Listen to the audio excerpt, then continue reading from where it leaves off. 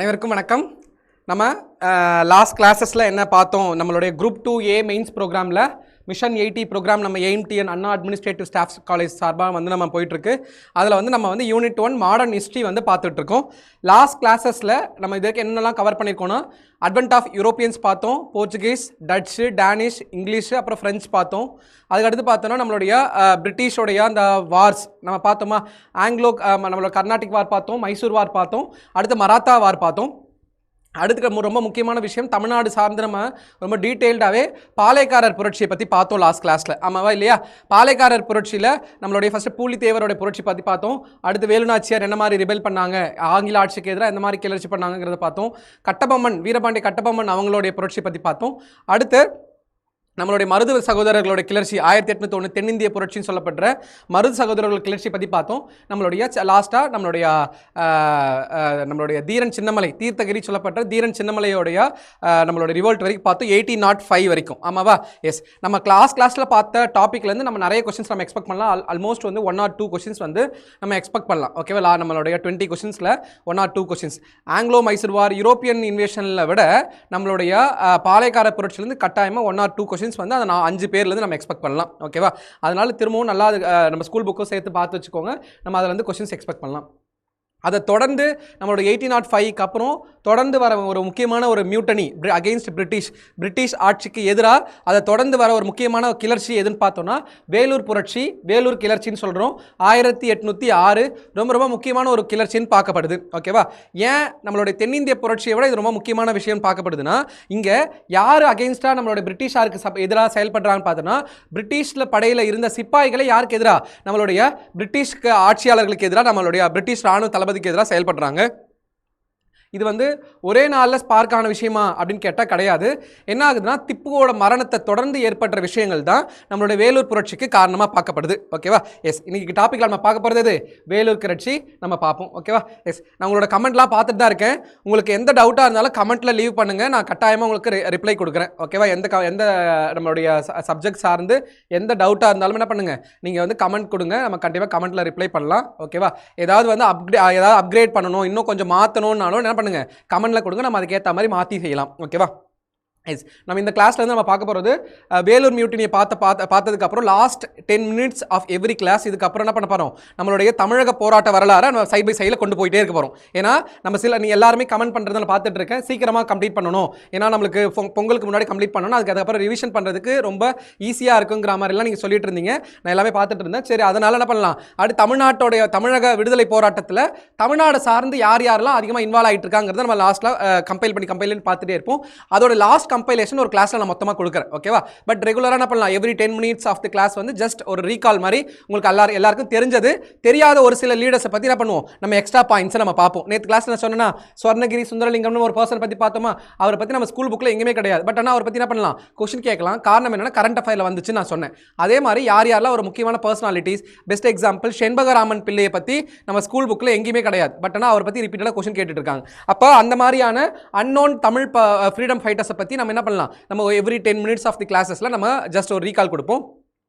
அதோட கம்பைலேஷனும் என்ன பண்ணுவோம், லாஸ்ட்டாக நம்ம கிளாஸ் முடியும் போது தமிழ்நாட்டுடைய விடுதலை போராட்ட வரலாறை பார்க்கும்போது ஒரு ஈவெண்ட்டாகவே பார்ப்போம். தமிழ்நாடு வந்து எப்படி வந்து மாடரேட்ஸ் எப்படி இருந்தாங்க, நம்மளுடைய அடுத்து வந்து எக்ஸ்ட்ரீமிஸ்ட் எப்படி இருந்தாங்க, டெரரிஸ்ட் எப்படி இருந்தாங்க, தமிழ்நாட்டில் எந்த மாதிரியான டெரரிஸ்ட் ஆக்டிவிட்டிலாம் இருந்துச்சு, பாரத் மாதா அசோசியேஷன் பற்றிலாம் பார்ப்போம். நம்மளுடைய வாஞ்சிநாதனுடைய ஆஷ் மர்டர் பற்றி, அடுத்து வந்து நம்மளுடைய வஉசி சிதம்பரம் பிள்ளையோடைய நம்மளோட சுதேசி ஸ்ட்ரீம் நேவிகேஷன், சுதேசி நீராவி கப்பலை பற்றி எல்லாமே நம்ம பின்னாடி பார்ப்போம். அப்படி பார்க்கும்போது அப்போ உங்களுக்கு ரொம்ப ஈஸியாக உங்களுக்கு புரியும். ஓகேவா? எஸ், அதே மாதிரி உங்களுக்கு எந்த டவுட்னாலும் கமெண்ட் பண்ணுங்கள், நம்ம ரிப்ளை பண்ணலாம். நம்ம கிளாஸை வந்து ஸ்ட்ரென்த்தாக நல்லா வெல்த்தியாக கொண்டு போவோம். ஓகேவா? இன்றைக்கி கிளாஸில் நம்ம பார்க்க போகிற டாபிக் வேலூர் மியூட்டனி, வேலூர் கிளர்ச்சி. ஓகேவா? ஒரு சிலர் வந்து தமிழில் சொல்லுங்கள் அப்படிங்கிற மாதிரி கமெண்ட் பண்ணியிருந்தீங்க first கிளாஸ்லேருந்து.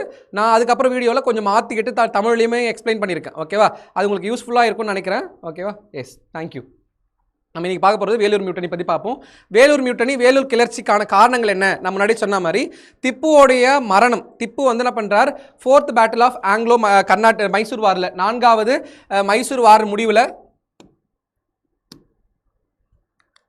Okay, 4th battle of Mysore, 4வது மைசூர் வார் முடிவில், ஓகே, 1799 1799 என்ன பண்ணுறாரு, திப்புவை வந்து கொண்டுடுறாங்க. திப்புவை கொண்டதுக்கப்புறம் அவங்களுடைய பசங்களை எல்லாருமே எங்கே வந்து அடைச்சி வைக்கிறாங்க, வெள்ளூர் ஃபோர்ட்டில், வெள்ளூர் கோட்டையில் அடைச்சி வைக்கிறாங்க. ஓகே, இதான் வெள்ளூர் ஃபோர்ட், வெள்ளூர் கோட்டையில் அடைச்சி வைக்கிறாங்க. அப்படி அடைச்சி வைக்கிறது தான் 1805 நம்ம 1806 வேலூர் கிளர்ச்சிக்கு ஒரு முக்கியமான காரணமாக இருக்குது. ஓகேவா, ஏன் அந்த கிளர்ச்சிக்கு காரணமாக இருக்குது அப்படின்னா யோசிச்சு பாருங்க, மைசூரோட ராஜாவாக இருந்தார் திப்பு. திப்புவோட பசங்களை அடைச்சி வச்ச உடனே அவரோட ஆதரவாளர்கள் நினைக்கிறாங்க நம்மளுடைய கௌரவ குறைச்சலாக பார்த்து என்ன பண்ணுறாங்கன்னா பிரிட்டிஷ் கவர்மெண்ட்டுக்கு அகெயின்ஸ்டாக கிளர்ச்சி பண்ண முடிவு பண்ணுறாங்க. ஓகேவா, முதல் விஷயம் திப்புவோடைய ஃபேமிலியை நம்மளுடைய வெள்ளூர் கோட்டையில் அடைச்சி வச்சது முதல் காரணம். அது மட்டும் தான் காரணமா அப்படின்னு கேட்டால் கிடையாது. அது மட்டும் காரணம் கிடையாது. 1805 ஓகே 1805 மெட்ராஸ் ரீஜனில் ஏற்பட்ட, அதாவது குறிப்பாக வட ஆற்காடு சொல்லுவாங்க, நார்த் ஆற்காடு ரீஜனில் ஏற்பட்ட பெரும் பஞ்சம். ஓகேவா, வட ஆற்காடு ரீஜியனில் ஏற்பட்ட பெரும் பஞ்சத்துக்கு ஆல்ரெடி நமக்கு லாஸ்ட் கிளாஸில் பார்த்தோம். 1801 1801 நம்மளுடைய கர்நாடக உடன்படிக்கையின்படி வட ஆற்காடுலேருந்து டேக்ஸ் வசூலிக்கிற அதிகாரம் யார் கையில் போயிருச்சு, வட ஆற்காடு, தென் ஆற்காடு, மதுரை ரீஜியன், பாளையக்காரர் ரீஜியன்லேருந்து எல்லாமே, பாளையக்காரர் ஒழிச்சாச்சு, அந்த ரீஜியன்லேருந்து எல்லாமே திருநெல்வேலி ரீஜியன் சொல்லுவோம் பார்த்தீங்களா, அந்த ரீஜன் எல்லாமே வரி வசூலிக்கிற உரிமை யார் கையில் போகுது, பிரிட்டிஷ் கையில் போகுதுன்னு பார்த்தோம். அப்போது வட ஆற்காடில் கடுமையான பஞ்சம் இருக்குது. அந்த கடுமையான பஞ்சம் டைம் பிரிட்டிஷ் ஏதாவது சப்போர்ட் பண்ணாங்களான்னு கேட்டால் சப்போர்ட் பண்ணவே இல்லை. ஓகேவா, அப்போ வட ஆற்காடு ரீஜியனில் பிரிட்டிஷ் வந்து எந்த ஒரு விஷயமும் சப்போர்ட் பண்ணாதால கடுமையான பஞ்சம், கடுமையான வறுமை, நிறைய பேர் இறந்து போனாங்க. இதில் என்ன இன்ட்ரெஸ்டிங் ஃபேக்ட் என்னன்னா, அந்த இறந்து போனவங்களுடைய ஃபேமிலியை சேர்ந்தவங்க எங்கே ஒர்க் பண்ணாங்க, நம்மளுடைய வெள்ளூர் ஃபோர்ட்டில் கோட்டைக்குள்ளே வேலை செய்த சிப்பாய்களும் இருந்தாங்க. யார், சிப்பாய்களோட ரிலேஷன்ஸ் தான் இறந்து போகிறாங்க. எதனால், வறுமையினால். அப்போ அந்த மாதிரி வறுமையிலான இறந்து போகும்போது பிரிட்டிஷ் எதுவுமே சப்போர்ட் பண்ணல.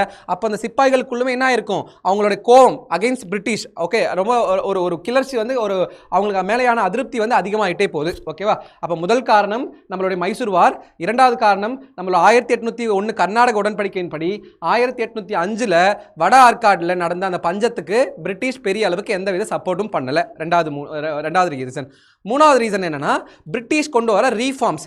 எந்த ரீஃபார்ம்ஸ், அவங்களோட மிலிட்டரியில் ரீஃபார்ம்ஸ் கொண்டு வராங்க. எந்த மாதிரி அப்படின்னு பார்த்தோம்னா, ரிலீஜியஸ்டிக் ரீஃபார்ம்ஸை கொண்டு வராங்க. மதம் சார்ந்த பிரிட்டிஷ் ஃபோர்ஸஸில், பிரிட்டிஷ் ட்ரூப்ஸில், பிரிட்டிஷ் படைகளில் எந்த மாதிரியான விஷயங்கள், அதாவது அங்கே இருக்க சோல்ஜர்ஸ் வந்து எந்த மாதிரி மீசை வச்சுக்குவாங்க, எந்த மாதிரி திலக், அதாவது நெத்தியில் பட்டை இடுவாங்களா, பட்டை இட மாட்டாங்களா, அவங்க அணிகிற டர்பன், அவங்க மேலே அணிகிற டர்பன், அப்போ அது எல்லாமே பிரிட்டிஷ் ஃபோர்ஸஸில் இருக்க மாதிரி, பிரிட்டிஷ் படைகளில் இருக்க மாதிரி என்ன பண்ணுறாங்க, நம்மளோட இந்திய படைகள்லையும் கொண்டு வர ட்ரை பண்ணுறாங்க.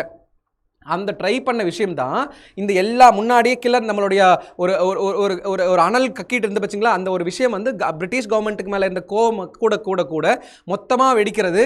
எதனோட முடிவில், நம்மளுடைய அந்த ரீஃபார்ம்ஸ், ரிலீஜியஸ் ரீஃபார்ம்ஸோட முடிவில் மொத்தமாக வெடிக்குது. அதோட விளைவு தான் 1806 வேலூர் கிளர்ச்சி. ஓகேவா, பார்ப்போமா. வேலூர் கிளர்ச்சி ரொம்ப ரொம்ப முக்கியமான ஒரு டாபிக். கட்டாயமாக நம்ம இதில் இருந்து கொஸ்டின்ஸை நம்ம எக்ஸ்பெக்ட் பண்ணலாம். ஓகேவா, எஸ். அதில் பாருங்கள், வேலூர் புரட்சி 1806. நான் சொன்ன மாதிரி தென் தமிழ் பாளையக்காரர்கள் அனைவரையும் ஒடுக்குவதற்கு முன்பாகவே கிளர்ச்சி கம்பெனி 1792 திப்புவோடு ஏற்பட்ட போரின் முடிவில் மேலும் சேலம், திண்டுக்கல் வருவாய் மாவட்டங்களை பெற்றுக்கொண்டது. 1799 நடந்த ஆங்கிலோ மைசூர் போரின் முடிவில் என்ன பண்றாங்க, கோயம்புத்தூர் இணைச்சிடுறாங்க. 1799 அதே வருஷம் யாரை கொண்டுடுறாங்க, நம்ம திப்புவையும் கொண்டுடுறாங்க. ஓகேவா, ஆங்கிலேயர்களுக்கு விட்டுக் கொடுக்கும் நிலைக்கு தள்ளப்பட்டனர். Before reducing the all palayakkaras of south Tamil Nadu into submission of East India company had acquired the revenue districts of Salem, Dindigul. திண்டுக்கலை பற்றி நம்ம முன்னாடி பார்த்துருப்போம். திண்டுக்கல் பற்றி நம்ம கொஸ்டின் எக்ஸ்பெக்ட் பண்ணலாம். ஏன்னா திண்டுக்கல் வந்து ஒரு முக்கியமான ரோல் ப்ளே பண்ணியிருக்கோம். ஏன்னா நம்மளுடைய வேலு நாச்சியாருக்கு ஹைதர் வந்து திண்டுக்கல் ஃபோர்ட் சையத் கிட்ட இருந்து சொல்லி என்ன பண்ணியிருப்பார், சப்போர்ட் பண்ணியிருப்பார்னு பார்த்தோம். அதே மாதிரி தான் ஹைதர் அலி திண்டுக்கல்ல தான் என்ன பண்ணியிருப்பார், அந்த வெடி மருந்து கன் பவுடர் ஃபேக்டரி கன்ஸ்ட்ரக்ட் பண்ணியிருப்பார் பார்த்தோம். அடுத்து நம்மளுடைய செகண்ட் பேட்டில் திண்டுக்கல்ல கேப்சர் பண்ணிருப்பாங்கலாம் பார்த்திருப்போம். ஓகேவா, அப்போ திண்டுக்கல் ஃபோர்ட் வந்து ரொம்ப ஒரு முக்கியமான ஃபோர்ட்டா பார்க்கப்படுது. ஓகேவா, அதை 1792 திப்பு கிட்ட இருந்து வாங்கிடுறாங்க. தேர்ட் பேட்டில் ஆஃப் மைசூர்ல, மூன்றாம் மைசூர் போர் முடிவில். ஓகேவா, எஸ். கட்டபொம்மன் எதிர்ப்பு, மருது சகோதரர் எதிர்ப்பு ஆகியவற்றை ஒடுக்கிய பின்பு பிரிட்டிஷார் ஆற்காடு நவாபை விசுவாசமற்றவர் என்று குற்றம் சுமத்தி அவர் மீது கட்டாயப்படுத்தி ஒரு ஒப்பந்தத்தை ஏற்படுத்துறாங்க. அந்த ஒப்பந்தம் தான் 1801 கர்நாடிக் ட்ரீட்டி ஆஃப் கர்நாடக ஒப்பந்தம் 1801 சைன் ஆகுது. இவ்வொப்பந்தத்தின்படி ஆற்காடு நவாப் வடார்காடு, தென்னார்காடு, திருச்சி, மதுரை, திருநெல்வேலி ஆகிய மாவட்டங்களை நிர்வகிக்கும் அதிகாரத்தோடு ஒப்படைத்து விட வேண்டும். நான் சொன்னேன்னா, நம்மளுடைய வெள்ளூர் ரிவோல்ட் காரணத்துக்கு ஒரு முக்கியமான காரணம் என்னன்னா, இந்த 1801 ரிவோல்ட் நம்மளுடைய ஒப்பந்தத்தின்படி என்ன பண்ணுறாங்க அப்படின்னா பிரிட்டிஷ் கம்ப்ளீட்டான நம்மளுடைய மெட்ராஸ் ரீஜன், அதாவது தமிழ்நாடு முழுக்க ஒட்டுமொத்த ரீஜனுமே நிர்வகிக்கிற அதிகாரத்தை யார் எடுத்துக்கிறா? பிரிட்டிஷ் எடுத்துக்கிறாங்க. அப்போ 1805 பஞ்சம் ஏற்படுதுன்னா அது யார் பார்த்துக்கணும்? பிரிட்டிஷ் தானே பார்த்துக்கணும். ஆர்காட் நவாப் இப்போ அட்மினிஸ்ட்ரேட் பண்ணல, ஆர்காட் நவாப்பா பப்பட்டா மாற்றிட்டாங்க, அதாவது கைப்பாவையாக மாற்றிட்டாங்க. மாற்றினதுக்கு அப்புறம் பிரிட்டிஷ் தான் அதை பார்த்துக்கணும். அப்போ பிரிட்டிஷ்க்கு மேலே ஆட்டோமேட்டிக்காக கோவம் வந்துருச்சு. ஓகேவா, அதை கொடுத்துருக்கு. In the same year, the Raja of Tanjavur, whose status had been reduced to that of vassal in 1978, gave up his sovereign rights over that region to the English. After that, the suppression of resistance of Kattabomman resist suppress பண்றாங்க 1799ல, Marudhu பிரதர்ஸை suppress பண்றாங்க 1801ல. இதெல்லாம் முடிஞ்சதுக்கு அப்புறம் அப்போ southern region ஃபுல்லாவே, தமிழ்நாட்டுடைய தெற்கு பகுதி ஃபுல்லாவே அழுத்தியாச்சு. அப்போ அங்க இருக்க வேலை செஞ்ச சிப்பாய்கள்லாம் கம்ப்ளீட்டா எங்க மாறுறாங்க அப்படின்னா, வேலை செஞ்சவங்க எல்லாருமே எங்க ஷிஃப்ட் பண்றாங்கன்னா வெள்ளூர் சுத்தி ஷிஃப்ட் பண்றாங்க. ஓகேவா, எஸ். அடுத்து Nawab of Arcot with disloyalty and forced a treaty to him according to this treaty of 1801. Okay, அதான் சொல்றது கர்நாடிக் ட்ரீட்டி. ஓகே, கர்நாடக உடன்படிக்கை. சரியா, வெறும் ட்ரீட்டி கிடையாது, கர்நாடக உடன்படிக்கை சொல்லுவாங்க. சரியா, கர்நாடக உடன்படிக்கை 1801 படி என்ன பண்ணுறாங்க, நம்மளுடைய நவாபா ceded to the districts of North Arcot, South Arcot, Tiruchirappalli, Madurai. Tiruchirappalli ஏன் தெரியுதா? திருச்சிராப்பள்ளியை பற்றி நம்ம வந்து தென்னிந்திய புரட்சியில் பார்த்தோம், சவுத் இந்தியன் ரெபல்லியன் பார்த்தோமா, திருச்சிராப்பள்ளி ப்ரொக்ளமேஷன் பார்த்துருப்போம். திருச்சிராப்பள்ளியில் நம்மளுடைய நவாப் ஆஃப் ஆர்காட்டோடைய நம்மளுடைய அவரோட ஃபோர்ட் முன்னாடி அந்த வாலில் ஒட்டியிருப்பாங்கலாம் பார்த்தோம், ஆமாவா? அப்போ திருச்சிராப்பள்ளியை அனெக்ஸ் பண்ணுறாங்க.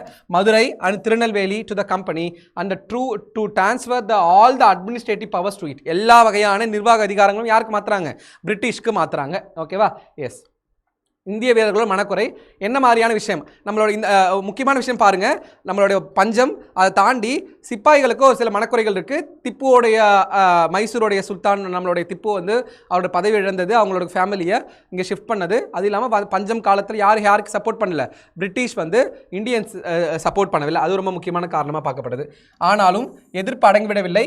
வெளியேற்றப்பட்ட சிற்றரசர்களும் நிலாச்சுவாந்தார்களும் கம்பெனி அரசுக்கு எதிராக எதிர்கால திட்டம் குறித்து நிதானமாக சிந்தித்துக் கொண்டே இருந்தனர். இதன் விளைவாக வெளிப்பட்டது 1806 வேலூர் புரட்சியாகும். புரட்சியின் இறுதி நிகழ்வு ஆட்சியை தூக்கி எறிவதை நோக்கமாக கொண்டிருந்தது. பிரிட்டிஷாரின் இராணுவத்தில் சிப்பாயாக பணியாற்றியவர்களுக்கு என்ன பண்ணாங்க? குறைவான ஊதியமே கொடுத்தாங்க. ரொம்ப முக்கியமான விஷயம். அதே மாதிரி பதவி உயர்வுல ரேசியல் டிஸ்கிரிமினேஷன், இன பாகுபாடு இருந்துச்சு. ரொம்ப ரொம்ப முக்கியமான விஷயம். ரேசியல் டிஸ்கிரிமினேஷன், அதாவது இன பாகுபாடு. பதவி உயர்ல நம்ம இந்தியர்களுக்கு என்ன கிடைக்கல? பதவி உயர்வு கிடைக்கல, பாகுபாடு ஓகே குறைவாகவே இருந்தது. நினைத்து கடுமையான கோபத்துடனே பணியாற்றி கொண்டிருந்தார்கள். தங்களின் சமூக மற்றும் சமய நம்பிக்கைகளுக்கு ஆங்கிலேய அதிகாரிகள் குறைவான மதிப்பளித்ததும் மேலும் அவர்களின் கோபத்தை வலுப்படுத்தியது. ஓகேவா, yes. But the resistance did not die down. Okay, என்ன கிளர்ச்சி வந்து அடங்கலை.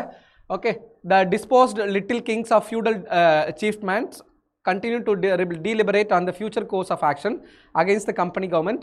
The outcome was Vellore revolt of 1806. The objective conditions for the last ditch fight existed on the eve of the revolt. The Sipahi in the British Indian Army nursed a strong sense of resentment. Resentment எதிர்ப்பு தெரிவிக்கிறது. Over a low salary, முக்கியமான விஷயம், அவங்களுக்கு கம்மியான salary கொடுக்கப்பட்டது. And poor prospects of promotion, காரணம் racial discrimination. ஓகேவா, S. The English army's scant respect for the social and religious sentiment of Indian Sipahis and anger against them.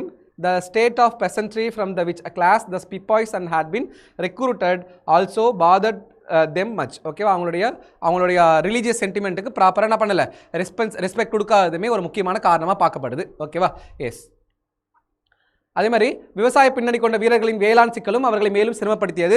ஏன்னா நிறைய விவசாயிகள் வந்து என்ன பண்ணுறாங்க அப்படின்னா, சிப்பாய்கள் வந்து விவசாயிகளாகவும் இருக்காங்க. அப்போ அவங்களோட ஃபேமிலியில் பார்த்தீங்கன்னா என்ன ஆகலை, நம்மளுடைய இந்த வறுமையினால் பஞ்சத்தால் பெரிய அளவுக்கு சிரமத்தை சந்திக்கிறாங்க. அதுவுமே அவங்களுக்கு ரொம்ப ப்ரெஷர் பண்ணுது. ஓகேவா, சோதனை அடிப்படையில் நடைமுறைப்படுத்தப்பட்ட நிலை குத்தகை முறையில் ஒரு நிலையற்ற தன்மை காணப்பட்டதாலும் 1805 ஏற்பட்ட பஞ்சம், நான் முதல் சொன்னேன்னா 1805 ஏற்பட்ட பஞ்சம் பல சிப்பாய்களின் குடும்பங்கள் கடும் பொருளாதார நெருக்கடியை சந்தித்தன. திப்புவின் மகன்களும் அவர் தம் குடும்பத்தினரும் வேலூர் கோட்டையில் சிறை வைக்கப்பட்ட யாருடைய திப்புவோட மகன்கள் மொத்தம் வந்து திப்புக்கு மொத்தம் 12 பேர், 12 இளவரசர்கள் இருந்தாங்க. 12 பேர் அவங்களோட ஃபேமிலி ஃபுல்லாகவே வேலூர் கோட்டையில் அடைக்கப்பட்டிருப்பாங்க. வேளையில் தங்கள் அதிருப்தியை வெளிப்படுத்தும் அந்த வாய்ப்பு கூடி வந்தது. புரட்சி ஏற்படுவதற்கான இயக்க சக்தியாக தலைமை தளபதி சர் ஜான் கிரடாக் வெளியிட்ட புதிய விதிமுறை அமைந்தது. ஓகேவா, சர் ஜான் கிரடாக் எந்த மாதிரியான விதிமுறை வெளியிடுறாருங்கிறத நான் பின்னாடி சொல்கிறேன். ஓகேவா, வெளியிட்ட புதிய இராணுவ விதிமுறை அமைஞ்சது. அப்போது இங்கே நம்ம காரணம் வந்து 1805 ஏற்பட்ட பஞ்சம், வேலூர் கோட்டையில் சிறை வைக்கப்பட்ட நம்ம திப்புவோட குடும்பம், அதை ஃபியூல் பண்ணது, அதை இன்னும் எரியூட்டுறதுக்காக அதை எரியிற நெருப்பில் எண்ணெய் ஊற்றுவாங்கன்னு சொல்லுவாங்க பார்த்தீங்களா. அப்போ எண்ணெய் ஊற்றுறது யார்? சர் ஜான் கிரடாக் வெளியிட்ட அந்த ஒரு அனௌன்ஸ்மெண்ட். ஓகேவா. அதே மாதிரி நிறைய ரீஃபார்ம்ஸ் நம்ம அக்னியை பற்றி பார்ப்போம். கர்னல் அக்னியூ வந்து அவர் வந்து லெஃப்டினன்ட் ஜெனரல் சொல்லுவோம், துணை தளபதி. அவர் பார்த்தீங்க அப்படின்னா ஒரு வகையான டர்பன் அனௌன்ஸ் பண்ணியிருப்பார். அதாவது மேலே அணிகிற நம்மளுடைய டர்பன், ஓகே, தலைப்பாகையை அனௌன்ஸ் பண்ணியிருப்பார். தலைப்பாகை ரெண்டு பிரச்சனை. ஒன்று, அந்த தலைப்பாகை எதனால் செய்யப்பட்டதுங்கிறது. ரெண்டாவது, அந்த தலைப்பாகையில் முன்னாடி இருந்த அந்த சிலுவை. ஓகேவா. ரெண்டு தான் முக்கியமான பிரச்சனையாக இதில் பார்க்கப்பட்டுச்சு. ஓகேவா. with the new experiments in land tenure causing unsettled conditions and famine breaking out in 1805. என்னன்னா இன்னொரு விஷயம், முக்கியமாக தெரிய விஷயம்னா, நம்மளுடைய 1803 வெல்லஸ்லியை எதை அனௌன்ஸ் பண்ணுறாங்க? வில்லியம் பெண்டிங்கை நம்மளுடைய மெட்ராஸோடைய கவர்னராக அனௌன்ஸ் பண்ணுறாங்க. ஓகே, அதையும் நோட் பண்ணி வச்சுக்கோங்க. 1803 வில்லியம் பெண்டிங்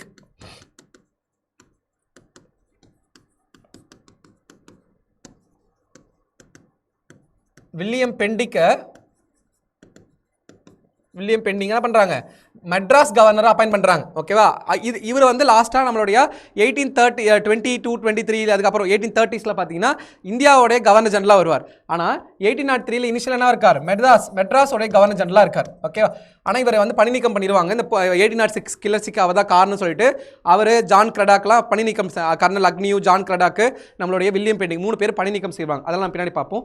அப்போது இந்த தலைமை தளபதி கொண்டாந்து அந்த வெளியிட்ட புதிய ராணுவ விதிமுறை ஒரு முக்கியமான காரணமாக பார்க்கப்படுது. ஓகேவா. And famines breaking out 1805, many of the Sepoys families were in the dire economic straits. The most opportune situation come up with the sons and the family members of Tipu being interned in Vellore Fort. அதாவது அடைச்சு வைக்கப்படுறது. The trigger for the revolt came in the form of new military regulations notified by the commander-in-chief Sir John Cradock. Okay, ரொம்ப முக்கியமான person sir John Cradock வெளியிடுற அந்த அறிவிப்பு. ஓகேவா. அப்போ இங்கே என்ன பார்த்துருக்கோம்? 1805 ஏற்பட்ட பஞ்சம், வேலூர் கோட்டையில் அடைச்சி வைக்கிறது, சர் ஜான் கிரடாக் வெளியிடுற நம்மளுடைய இது. அப்போ 1803 யார் வந்து நம்மளுடைய மெட்ராஸோட கவர்னராக அப்பாயின்ட் பண்ணப்படுறா? நம்மளுடைய வில்லியம் பெண்டிங். ஓகேவா. எஸ். அடுத்து நம்மளுடைய புதிய விதிமுறைகளின் படி இந்திய வீரர்கள் சீருடையில் இருக்கும்போது சாதி அடையாளங்களையோ காதணிகளையோ அணியக்கூடாது. நம்ம இந்தியன்ஸ்க்கு ஒரு முக்கியமான விஷயம் வந்து கயிறு கட்டுறது, அடுத்து வந்து நெத்தியில் திலகமிட்டுறது, காதில் கடுக்கன் போடுறது வந்து ஒரு முக்கியமான பழக்கமாக இருக்கும். பட் பிரிட்டிஷ் படைகள்லாம் அதை அணிய மாட்டாங்க. அப்போ பிரிட்டிஷ் படைகள், ஏன்னா பிரிட்டிஷ் வந்து பெரும்பாலும் கிறிஸ்டியன்ஸாக இருந்ததால் அதெல்லாம் அணிய மாட்டாங்க. அப்போ அந்த மாதிரியான ஒரு ஸ்ட்ரக்சரை எங்கே இம்ப்ளிமெண்ட் பண்ண பார்க்குறாங்க? நம்மளுடைய இந்தியன் சிப்பாயோடைய பட்டாலியன்லையும் இம்ப்ளிமெண்ட் பண்ண பார்க்குறாங்க. அது ஒரு ரிசன்மெண்ட்டு, அது ஒரு எதிர்ப்பை கிளர்ப்புது. ஓகேவா. அதான் கொடுத்துருக்கு. சாதி அடையாளங்களையோ காதணிகளையோ அணியக்கூடாது என்று கேட்டுக்கொள்ளப்பட்டனர். அவர்கள் தாடையை முழுமையாக சவரம் செய்யணும். ஓகே, அது கம்ப்ளீட்டாக என்ன பண்ணோம்? அவங்களுடைய தாடி எதுவுமே இருக்கக்கூடாது. மீசையுமே ரொம்ப லென்த்து, நம்ம தமிழ் பண்பாட்டில் பார்த்தா மீசை கொஞ்சம் பெருசாக வச்சுருப்பாங்க. ஆமாவா, பெருசாக கட்டையாக வச்சுருப்பாங்க. பட் ஆனால் என்ன பண்ணுறாங்க? மீசையை சின்னதாக வைக்க சொல்கிறாங்க. ஒரு யூனிஃபார்மாக சின்னதாக, ஓகே, ஃபுல்லாக வைக்காமல் சின்னதாக வைக்க சொல்லியிருப்பாங்க. ஓகே, நான் வச்சு காமிக்கிறேன்னு பார்க்காதீங்க. ஓகே, சின்னதாக வைக்க சொல்லியிருப்பாங்க அந்த யூனிஃபார்மாக. அவர்கள் தாடையை முழுமையாக சவரம் செய்யவும் மீசையை ஒரே பாணியில் வைத்துக்கொள்ளும். மீசையை ஷேவ் பண்ண சொல்ல, மீசையை எடுக்க சொல்லலை, தாடி தான் எடுக்க சொன்னாங்க. மீசையை ஒரே யூனிஃபார்மாக வச்சுக்க சொன்னாங்க. ஓகேவா. ரெண்டுமே பார்த்து வச்சுக்கோங்க. முஸ்டாச். அறிவுறுத்தப்பட்டார்கள். புதிய வகை தலைப்பாகையில் எரிகிற தீயில் எண்ணெய் சேர்ப்பது போலானது மிகவும் ஆட்சேபனைக்குரிய செயலாக கருதப்பட்டது. தலைப்பாகையில் வைக்கப்படும் விலங்கு தோலிலால் ஆன லட்சணை, ரொம்ப முக்கியமான விஷயம். அந்த லட்சணை புதிய தலைப்பாகையை அணிவதில் தங்களுக்கு உடன்பாடில்லை என்று இந்திய சிப்பாய்கள் போதுமான முன்னெச்சரிக்கை விடுத்தனர். ஆனால் கம்பெனி நிர்வாகம் அதை கவனித்துக் கொள்ளவில்லை. ஏன்னா நம்மளுடைய சிப்பாய்கள் வந்து அதுக்கு எதிர்ப்பு தெரிவிச்சிருப்பாங்க. வில்லியம் பெண்டிக் வந்து அதை சாதாரணமாக பார்த்துருப்பார். இதெல்லாம் சின்ன பிரச்சனை அப்படின்னு நினச்சிருப்பார். ஓகேவா. எஸ், அந்த ஸ்டேட்மெண்ட் நல்லா ஞாபகம் வச்சுக்கோங்க. இதை கண்டுக்காமல் விட்டது யார் அப்படின்னா வில்லியம் பெண்டிக். ஏன்னா ஆல்ரெடி வந்து நம்மளோட சிப்பாய்ஸ் வந்து அதுக்கு அகைன்ஸ்டாக சொல்லியிருப்பாங்க, இந்த மாதிரியான ரீஃபார்ம்ஸ் வந்து எங்களுக்கு உடன்பாடு இல்லைன்ட்டு. பட் வில்லியம் பெண்டிக் இதெல்லாம் ஒரு பிரச்சனையா அப்படிங்கிறத பார்த்துருப்பார். அது அவருக்கு ஒரு பெரிய பிரச்சனையாக போயிட்டு அவர் டிஸ்மிஸ் பண்ணுறதுக்கு ஒரு காரணமாக இருக்குது. ஓகேவா. Yes. According to the new regulations Indian soldiers were asked not to wear caste marks. Okay, என்ன பண்ணக்கூடாது? சாதி அடையாளங்கள் அணியக்கூடாது. ஓகேவா. Yes. Or ear rings when in யூனிஃபார்மில் இருக்கும்போது there were to be a cleanly shaven on the chin and maintain uniformity about how their mustache looked. Mustache na meesa. Okay. The new turban added fuel to fire. The most objectionable addition was the leather cockade made up of animal skin. Okay va. Leather cockade na the idhula thalaipagil irukka chinnam. Okay. The sepoys gave enough forewarning by refusing to wear the new turban. yet the company administration did not take the heed. ஓகேவா? S. அப்போது company நிர்வாகம் பெருசாக எடுத்துக்காது தான் என்ன ஆகுது, நம்மளுடைய வேலூர் கிளர்ச்சிக்கு ஒரு முக்கியமான காரணமாக ஆகுது. ஓகேவா? புரட்சி வெடிக்குது. டேட்லாம் ரொம்ப ரொம்ப முக்கியமான ஒரு விஷயம். புரட்சி வெடிக்கும் போது இனிஷியலாக புரட்சி ஆரம்பிக்கிறது எப்போ அப்படின்னு பார்த்தோன்னா மே மாதம் ஆரம்பிக்குது. மே மாதமே ஒரு கிளர்ச்சி வெடிக்க ஸ்டார்ட் ஆகுது. ஆனால் புரட்சி வெடிக்குது எப்போ வெடிக்குதுங்கிறத நம்ம பார்ப்போம். ஓகேவா? எஸ்.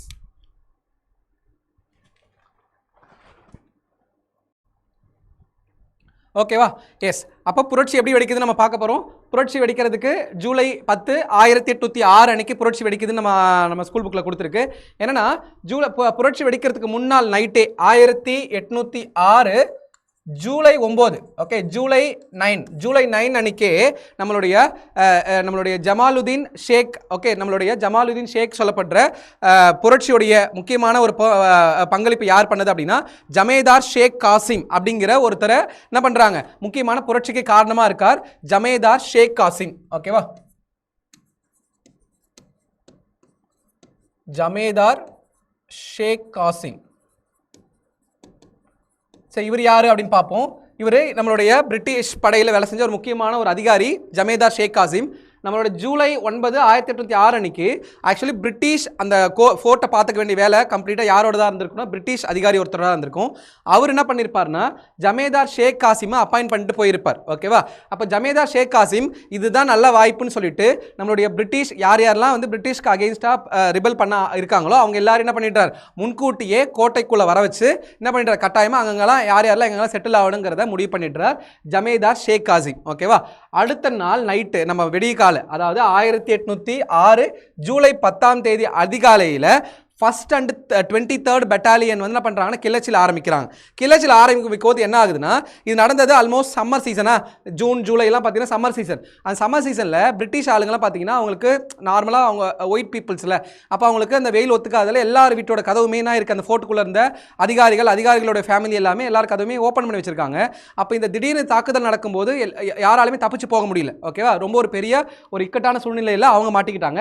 அதான் கொடுக்குது 21 மற்றும் 23ஆம் படைப்பிரிவுகள். இந்திய சிப்பாய்கள் துப்பாக்கிகளின் முழக்கத்தோடு புரட்சியில் இறங்கினர். கோட்டை காவற்படையின் உயர் பொறுப்பு வகித்த பான்கோட் தான் என்ன ஆகிறார், முதல் பலி. ஓகேவா? இது ரிப்பீட்டடாக கேட்குற ஒரு கொஸ்டின். நம்மளுடைய வேலூர் புரட்சியில் பிரிட்டிஷ் சார்பாக பலியான முதல் நபர் யார், பான்கோட் என்பவர் முதல் பலியானார். அடுத்தது 23வது படைப்பிரிவை சேர்ந்த கர்னல் மிக்காரஸ், அவர் வந்து என்ன பண்ணுறார், கொல்லப்படுறார். ஓகேவா? கர்னல் மிக்காரஸ். சரியா? கோட்டையை கடந்து சென்ற போது மேஜர் ஆம்ஸ்ட்ராங் வந்து என்ன நடக்குதுன்னு கேட்டிருப்பார். அந்த நேரத்தில் அவரையும் கொண்டு இருப்பாங்க. துப்பாக்கிகளின் முழக்கத்தை கேட்டார். சூழலை விசாரித்தறிய முற்பட்ட அவரது உடல் தோட்டாக்களால் துளைக்கப்பட்டது. ஏறத்தாழ 12க்கும் அதிகமான அதிகாரிகள் அடுத்தடுத்து 1 மணி நேரத்தில் கொல்லப்பட்டார்கள். அவர்களில் லெப்டினல் எல்லியும் லெப்டினல் பர்ஹாமும் பிரிட்டிஷ் மன்னரின் படைப்பிரிவை சார்ந்தவர்கள். பிரிட்டிஷ் ஃபோர்ஸஸோடைய படைப்பிரிவை சார்ந்தவர்கள் யார், நம்மளுடைய லெப்டினன்ட் எல்லிஸும் அவருடைய கூட இருந்த இன்னொருத்தர் பாப்ஹாம், 2 பேருமே பிரிட்டிஷோடைய கூட வந்தவங்க. ஓகேவா? எஸ். இதில் வேலூர் புரட்சியில் ஒரு முக்கியமான பங்களித்தது யார் அப்படின்னு பார்த்தோன்னா, முக்கியமாக நம்ம முன்னாடி சொன்னோன்னா திப்புவோடைய 12 சன்னில் ஒருத்தர் ஜமாலுதீன். ஓகேவா? ஜமாலுதீன். ஓகே, ஜமாலுதீன் வந்து நம்மளோட திப்புவோடைய முக்கியமான 12 சன்களில் ஒருத்தர் ஜமாலுதீன். ஜமாலுதீனுக்கு சப்போர்ட் பண்ணது யார் அப்படின்னு பார்த்தோன்னா பூர்ணையா யாருன்னா திப்புவோட அமைச்சர். ஓகே, இவங்க 2 பேரும் தான் இதை லீட் பண்ணி கொண்டு போயிருப்பாங்க. ஓகேவா? ஃபதே ஹைதர் கடைசியாக வந்து திப்பு நம்மளுடைய கோட்டையுடைய தளபதியாக நம்மளுடைய அரசராக பதவியேற்றிருப்பார். ஓகேவா? 1 மணி நேரத்திற்குள்ளே கொல்லப்பட்டார்கள். மொத்தம் எத்தனை அதிகாரிகள் கொல்லப்பட்டிருக்காங்க, 12க்கும் அதிகமான அதிகாரிகள் கொல்லப்பட்டனர். அவர்களில் லெப்டினல் ஹெல்லியும் லெப்டினல் பாபுஹாமும் பிரிட்டிஷ் மன்னரின் படைப்பிரிவை சார்ந்தவர்கள். ஓகே, இங்கிலீஷில் பார்ப்போம். On 10th July 1806 in the early hours guns were booming and the Indian Sipais of 1st and 23rd regiments. இங்கே எல்லாரும் கீழே கமெண்ட் பண்ணுங்கள். நம்மளுடைய 1857 ரிவோல்ட்டில் எந்தெந்த படைப்பிரிவு ரிபல் பண்ணியிருப்பாங்க, எந்தெந்த நம்மளுடைய முக்கியமான ரிபல் பண்ணியிருப்பாங்க பார்த்தீங்களா, யார் ரிபல் பண்ணாங்க, எந்த படைப்பிரிவு ரிபல் பண்ணியிருக்குங்கிறத கமெண்ட் பண்ணுங்கள். ஓகேவா? அடுத்து raise the standard of revolt. Colonel Fancourt's who commanded the garrison was the first victim. Colonel Micares of the 23rd regiment was killed the next. Major Armstrong, who was passing the fort, heard the sound of firing. When he stopped to enquire, he was showered with the bullets. அவர் என்ன பண்ணார், புல்லட்டால் துளைக்கப்பட்டார். About a dozen of other officers were killed within an hour or so. among them Lieutenant Ellie and Lieutenant Popham belong to the His Majesty battalion. His Majestyனா அரசருடைய படைப்பிரிவை சார்ந்தவங்க. ஓகேவா? S, சரி, இதெல்லாம் கேட்டுட்டு ரொம்ப முக்கியமான ஒரு விஷயமா யார் நம்மளுடைய கோட்டைக்கு வெளியே குதிரைப்படை தளபதியாக இருந்தது நம்மளுடைய யாருன்னு பார்த்தோம் அப்படின்னா வேலூர் கோட்டையில் 10வது நாள் காலை 2 மணிக்கு வந்து முதன்மை பாதுகாப்பு தளத்திலிருந்து கர்னல் பிஎஸ்சிக்கு ஒரு செய்தி தெரிவிக்கப்பட்டது. இதிலிருந்து நம்மளுக்கு தெரிய வேண்டியது என்ன, நம்மளுடைய கோட்டையுடைய படை தளபதியாக இருக்கிறது யாருன்னு நம்ம பார்ப்போம். கோட்டையுடைய படை தளபதியாக இருக்கிறது நம்மளுடைய கோட்டைக்கு வெளியே இருந்த மேஜர் கூட்ஸ் தானே பண்ணுறார். கோட்டையுடைய படை தளபதியாக இருக்கார். அவரால் தனிச்சுனா பண்ண முடியல, நம்மளுடைய அந்த புரட்சியை கட்டுப்படுத்த முடியலங்கிறதால என்ன பண்ணுறாருன்னா ஆர்காட்டில் குதிரைப்படை தளபதியாக இருந்தது யாருன்னா கில்லஸ்பி. கில்லஸ்பிக்கு என்ன பண்ணுறார், தகவல் கொடுக்குறார். ஏன்னா இங்கேருந்து அவர் மேனேஜ் பண்ணுங்கிறதால அவர் என்ன பண்ணல, டைரக்டாக போல, அவருக்கு பதில் ஸ்டீவன்சன் அப்படிங்கிற சொல்லப்பட்ட ஒரு தளபதி கிட்ட லெட்டர் எழுதி கொடுக்குறார். லெட்டர் எழுதி கொடுத்து என்ன பண்ணுறார், கில்லஸ்பி கிட்ட கொடுத்துட்டு வாங்கன்னு சொல்றார். அவர் கில்லஸ்பியை கூட்டு வர போறார். கில்லஸ்பி எங்கேருந்து வரார், ஆர்காட்லேருந்து வரார். ஓகேவா? கில்லஸ்பிக்கு தகவல் கொடுத்தார். கேப்டன் யங்கின் தலைமையிலான குதிரைப்படை பிரிவுடன் காலை 9 மணிக்கு எங்கே வந்து இறங்குறார், ஜூலை 10ஆம் தேதி நம்மளுடைய கில்லஸ்பி வந்து வேலூர் ஃபோர்ட்டுக்கு வரார். ஓகேவா? கோட்டையை வந்தடைந்தார். இதற்கிடையே புரட்சிக்காரர்கள் திப்புவினுடைய மூத்த மகன், ஓகேவா, நம்ம முதல்ல பார்த்தோமா ஜமாலுதீன் வந்து 12 இளவரசர்கள் ஒருத்தர். பட் ஆனால் 9 மணிக்கெல்லாம் யாரை அனௌன்ஸ் பண்ணிட்டாங்க, நம்மளுடைய வேலூர் கோட்டையோட அரசரா நம்மளுடைய திப்புவோடைய மூத்த மகனான ஃபத்தே ஹைதரை புதிய மன்னரை அனௌன்ஸ் பண்ணிட்டு அங்கிருந்த நம்மளுடைய பிரிட்டிஷ் கொடியை இறக்கிட்டு ஃபத்தே ஹைதருடைய திப்புவோடைய கொடியான புலிக்கொடியை ஏற்றிருப்பாங்க. ஓகேவா? புதிய மன்னராக பிரகடனம் செய்து மைசூர் சுல்தானின் புலிக்கொடியை கோட்டையில் ஏற்றியிருந்தனர். போரின் விதிமுறைகள் எதையும் பொருட்படுத்தாத கில்லஸ்பி வீரர்களின் புரட்சியை வன்மையாக ஒடுக்கினார். நேரில் கண்ட ஒருவரின் வாக்குமூலப்படி கோட்டையில் மட்டும் 800 வீரர்கள் பிணமாக கடந்ததாக பதிவு செய்யப்பட்டுள்ளது. திருச்சிராப்பள்ளியும் வேலூரிலும் 600 வீரர்கள் விசாரணையை எதிர்நோக்கி சிறையில் அடைக்கப்பட்டார்கள். நம்மளுடைய கில்லஸ்பி வந்து எதையுமே பொருட்படுத்தவே இல்லை. இஷ்டத்துக்கு என்ன பண்ணுறார், எல்லாருமே கண்ணில் பார்க்குற தப்பிச்சு போகிறவங்கெல்லாம் சுட்டார். ஏன்னா நிறைய பேர் வந்து இந்த கொடுங்கோன்மையை பார்த்துட்டு கோட்டையை விட்டு எகிரி குதிக்கெல்லாம் போயிருப்பாங்க. எல்லாரையும் பிடிச்சி என்ன பண்ணியிருப்பாருன்னா சுட்டு கொண்டு இருப்பாங்க. யார் யாரெல்லாம் காரணமோ. ஓகேவா? Yes, Major Coots, who was outside the fort, informed Colonel Gillespie, the cavalry commander in Arcot. Gillespie reached the fort along with the squadron of cavalry under the commander of Captain Young. எத்தனை மணிக்கு வரார், 9 மணிக்கு. ஓகேவா? In the meantime, the rebels proclaimed the Fateh Haider, Tipu's elder son, as the new ruler and hoisted the tiger flag of Mysore Sultans in the fort. But the uprising was swiftly crushed by the Colonel Gillespie. வெறும் 15 நிமிஷத்திலேயே அந்த கம்ப்ளீட்டான அந்த Vellur ரிவோல்ட்டை suppress பண்ணியிருப்பார் Gillespie. ஓகேவா? எத்தனை நிமிஷத்தில், வெறும் 15 மினிட்ஸில், 15 நிமிஷத்தில். இதுதான் கில்லஸ்பியோட ரொம்ப திறமையாக பார்க்கப்படுது. Okay, Gillespie who through the winds war ethics, எந்த வித போர் விதிமுறைகளுமே பின்பற்றவே இல்லை. இந்த course of suppression according to an eyewitness account 800 soldiers were found to dead in the fort alone. 600 soldiers were kept in the confinement in the Tiruchirappalli and Vellore awaiting enquiry. அதோட விசாரணைக்காக அடைச்சு வைக்கப்படுறாங்க. ஓகேவா? புரட்சியோட விளைவுகள் என்ன? ஓகேவா? இதை பின்னாடி நம்ம பார்ப்போம். பட் இங்கே ஒரு வாட்டி ஒரு கிளான்ஸாக பார்த்துக்குவோம். இந்த இதுலேருந்து கொஸ்டின் நம்ம அதிகமாக எக்ஸ்பெக்ட் பண்ணலாம். புரட்சிக்கு அப்புறம் என்ன மாதிரியான விளைவுகள் ஏற்பட்டது? ஓகேவா? புரட்சியின் போக்குலேருந்து கொஸ்டின் கேட்கலாம். அப்படின்னா புரட்சிக்கான விளைவுலேருந்து கொஸ்டின் வர வாய்ப்பு இருக்குது. ஓகேவா? எஸ், ஓகேவா? இதில் பாருங்கள், நீதிமன்ற விசாரணைக்கு பின் குற்றவாளிகள் என்று நிரூபிக்கப்பட்ட 6 நபர்கள் பீரங்கியில் கட்டிய நிலையில் சொல்லப்பட்டும், 5 நபர்கள் துப்பாக்கியால் சொல்லப்பட்டும், 8 நபர்கள் தூக்கிலிடப்பட்டும் கொல்லப்பட்டார்கள். திப்புவோட மகன்களை எங்கே அனுப்புகிறாங்க, அதுக்கு ரொம்ப முக்கியமான கொஸ்டின். திப்புவின் மகன்கள் கல்கத்தாவுக்கு அனுப்பி வைக்க வராங்க. ஓகே, கல்கத்தாக்கு அவங்களை கொல்லலை, கல்கத்தாக்கு அனுப்பி வைக்கிறாங்க. ஓகேவா? எஸ், அவரை கொல்லக்கூடாதுங்கிறதே அங்கே இருக்க அதிகாரிகளுக்குள்ள ஒரு கான்ஃப்ளிக்டாக இருக்கும். ஓகே, அவங்களை என்ன பண்ணக்கூடாது, அசாசினேட் பண்ணக்கூடாது, அவங்க என்ன பண்ணிடணும், கல்கத்தாக்கு அனுப்பி வைக்கணுங்கிற மாதிரிலாம் அவங்களுக்குள்ள கான்ஃப்ளிக்ட் இருக்கும். ஏன்னா கில்லஸ்பி என்ன சொல்லியிருப்பாருன்னா கொல்லணும் சொல்லியிருப்பார். பட் அங்க கூட அந்த அதிகாரிகள் யாரு ஒரு சிலர் என்ன பண்ணிருப்பாங்கன்னா அதை அப்போஸ் பண்ணிருப்பாங்க, ரிசன்மென்ட் இருக்கும். ஓகேவா? கலவரத்தை அடக்குவதில் ஈடுபட்ட அதிகாரிகளுக்கு பரிசு தொகையும் பதவி உயர்வும் வழங்கப்பட்டது. முக்கியமா கில்லஸ்பிக்கு 7000 பக்கோடாஸ் வெகுமதியாக கொடுக்குறாங்க. ரொம்ப ரொம்ப முக்கியம். எவ்வளோ?